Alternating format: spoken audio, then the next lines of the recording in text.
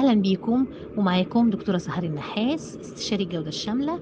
هنكمل كلامنا على الكواليتي اوف لايف وهنتكلم النهاردة على الانر فويس. The job of your inner coach is to encourage you to create a great future by taking positive action in your present. Your inner coach wants to tell you that you can trust of yourself. You can work out how to deal with any false steps along the way. Instead of feeling miserable and stifled, wrapped up in all that cotton wool, can feel energized and free, breathing in the fresh air and looking forward to your next adventure.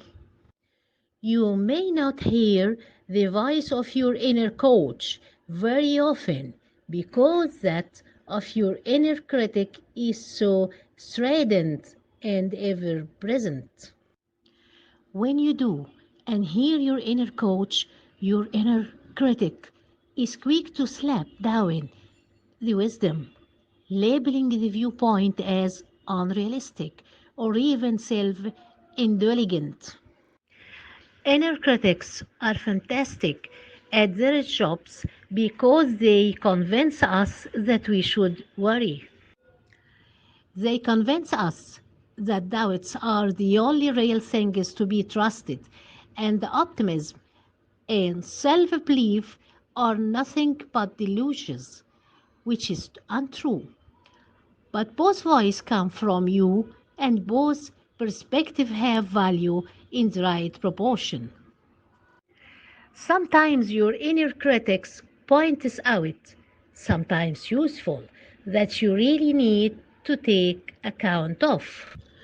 Inner critics do often start with a grain of trust to lure you into a dialogue where they can really go for the full guilt trip.